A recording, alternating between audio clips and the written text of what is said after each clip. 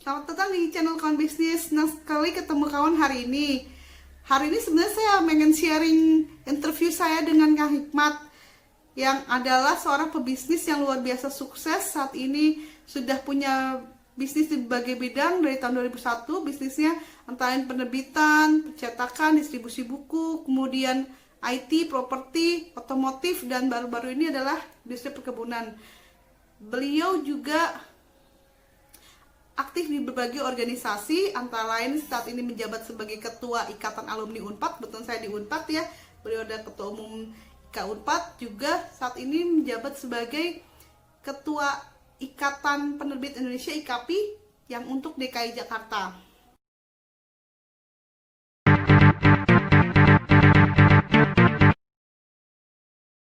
Sayangnya pada saat saya interview pakai Instagram Live, saya mungkin agak gaptek sehingga saya sekali tidak dapat saya save.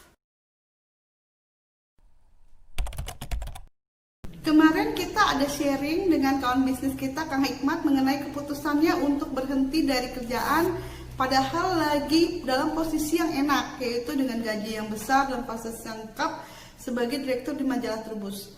Namun beliau menginginkan kehidupan yang lebih baik. Ketika saya tanyakan kenapa alasan berhenti kerja dan ingin jadi pengusaha, dan juga beliau mengatakan bahwa menemukan sebuah peluang yang belum digarap oleh kompetitor-kompetitor yang ada.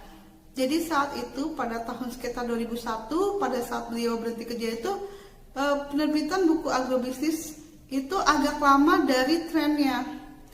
Misalnya ada tren ikan lohan. 2 tahun kemudian baru terbit buku mengenai perawatan lohan. Nah, Kang Hikmat melalui bisnisnya pengen mempercepat jika saat tren apa bukunya keluar sehingga orang bisa beli banyak. Tanggapan saya terhadap sharing dari beliau adalah kita pada saat memutuskan berhenti kerja, kita harus tahu dulu kita memiliki kompetensi gak? Mau menemukan peluang dalam bisnis tersebut, atau kita masih belum tahu apa-apa tentang marketnya. Jika kita memang belum tahu apa-apa tentang market, mungkin sebaiknya jangan dulu. Dan beliau juga mengatakan bahwa merasa sudah punya skill di bidang tersebut, apalagi waktu itu beliau direktur sudah mengetahui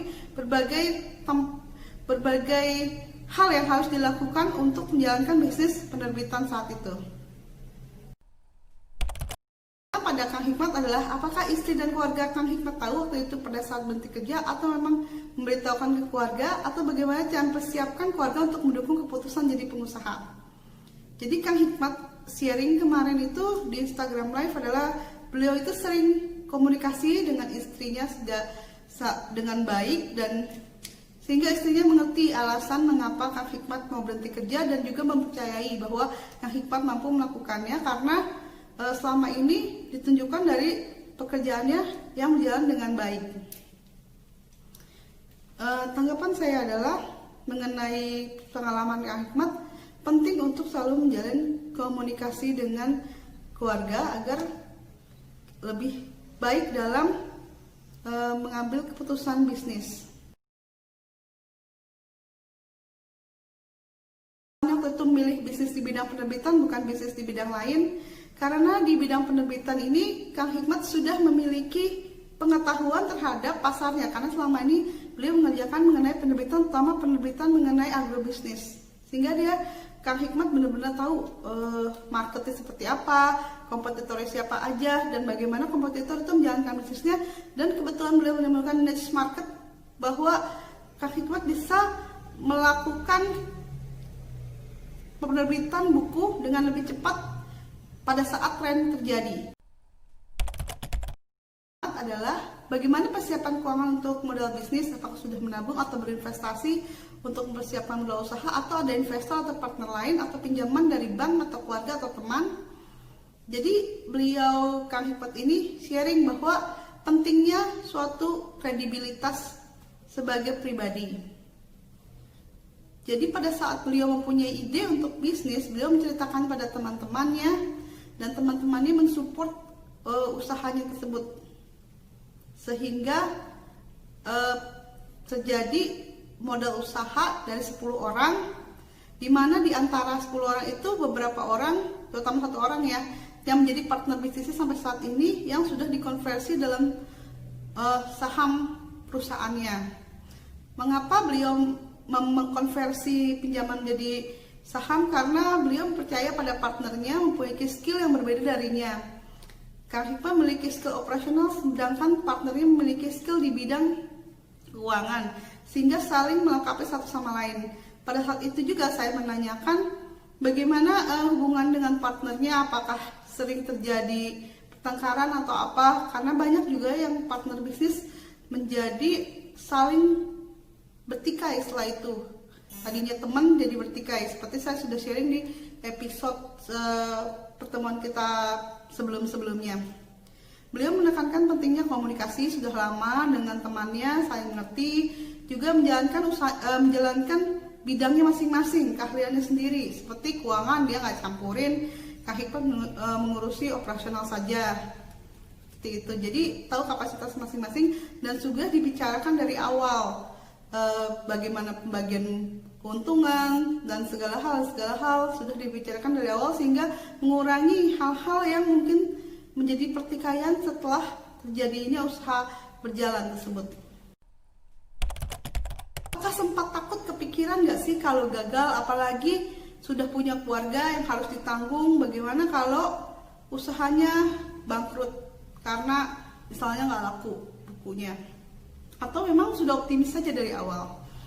Jadi beliau, Kang Hikmat ini sharing bahwa beliau juga sempat sih kepikiran kalau gagal ya, tapi dia sudah mengetahui konsekuensi risiko kalau sampai gagal. Ya udah, saya ngojek aja, karena satu-satunya aset yang beliau miliki pada saat itu adalah motornya. Kesimpulan saya dari pengalaman Kang Hikmat mengenai apa sempat kepikiran gagal atau enggak adalah kita harus kalau mau mulai usaha harus mengerti konsekuensi terburuk dari apa yang kita lakukan dan harus siap menerimanya. Jika tidak siap menerimanya, mungkin lebih baik jangan dulu untuk jadi pengusaha. Awalnya sudah ada bisnis plan yang tertulis atau dalam otak aja atau jalan aja, karena sempat ada yang ngomong, salah satu pengusaha terkenal yang sudah almarhum Om Bob Sadino itu mengatakan bahwa bisnis yang sukses adalah bisnis yang dijalankan, bukan ditanyakan atau dipikirkan saja. Jadi Kang Hikmat memiliki pengalamannya adalah setiap apa yang ingin dia kerjakan di bisnisnya adalah harus dalam segi tertulis. Kenapa harus tertulis? Karena bisa dilihat oleh semua stakeholder. Misalnya dari karyawan-karyawannya ngerti apa yang harus dilakukan karena sudah ada bisnis plan tertulis. Menurut Kang Hikmat, kelemahan dari UKM dan juga mungkin banyak usaha besar adalah ketergantungan pada pemimpinnya. Karena apa? Pemimpin ini semua yang menentukan segala hal, karena bisnis plan itu cuma ada di otak seorang pemimpin tersebut. Jadi dia nggak bisa mendelegasikan karena orang-orang yang di bawahnya itu tidak mengerti apa yang harus dilakukan. Dengan adanya bisnis plan tertulis, orang bisa lihat lagi SOP-nya, standar operasional, prosedur, apa yang harus dilakukan masing-masing orang untuk mencapai tujuan dari bisnis plan tersebut. Dari banyaknya bisnis yang ada, katanya Kang Hikmat pernah sempat ada satu bisnis yang tutup karena tidak perform. Sebagai pengusaha baru, bagaimana sih membedakan bisnis yang perlu coba lagi deh, give it another chance, atau memang ditutup aja lebih bagus?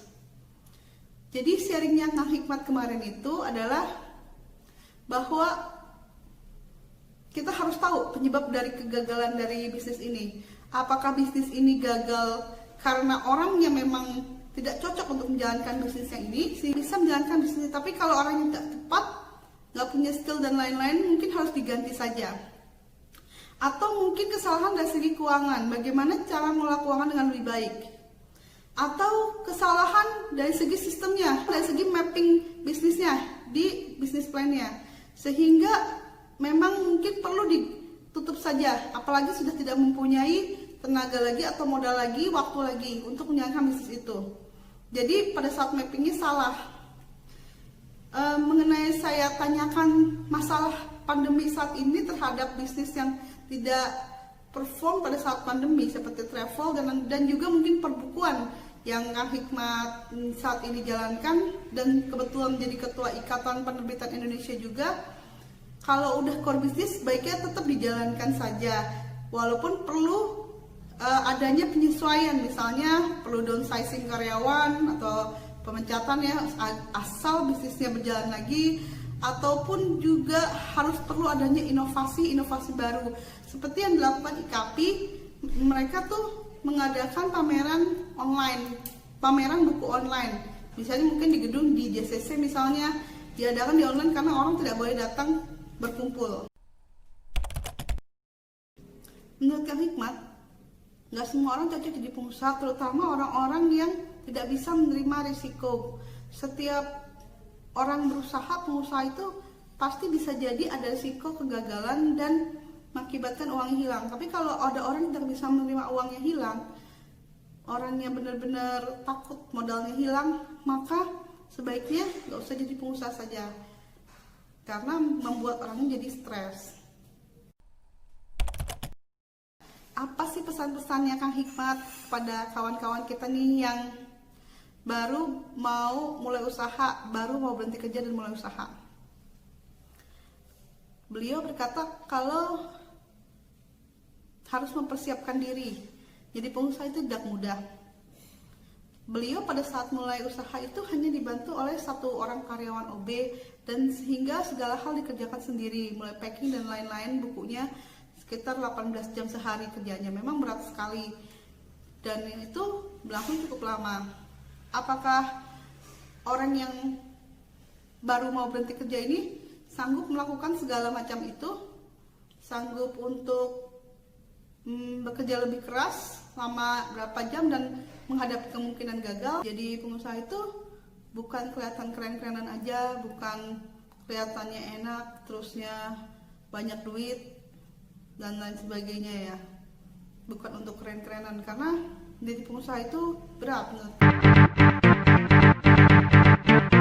Demikian semua sharing dari Kang Hikmat kemarin, walaupun saya tidak bisa menceritakan secara detail karena kemarin itu rekaman Instagram live-nya hilang ya, sayang sekali. Namun saya menangkap beberapa hal sih. Saya coba tuangkan dalam bentuk pertanyaan-pertanyaan kuesioner yang bisa dijawab oleh kawan bisnis yang lagi bingung, galau untuk memutuskan apakah mau berhenti kerja dan jadi pengusaha, atau baru dipecat dari pekerjaan dan memutuskan untuk mencari kerja saja, atau memutuskan untuk jadi pengusaha. Untuk kalau kawan bisnis pengen mendapat kuesionernya, silahkan subscribe dan komen, nanti saya akan kasih linknya dan kasih jawabannya apakah setelah kawan bisnis menjawab kuesioner tersebut, apakah kawan bisnis memang cocok untuk jadi pengusaha, atau kawan bisnis sebaiknya lanjut pekerjaan dulu aja. Demikian pertemuan kita kali ini, mudah-mudahan bermanfaat. Jangan lupa klik like, komen, dan subscribe ya.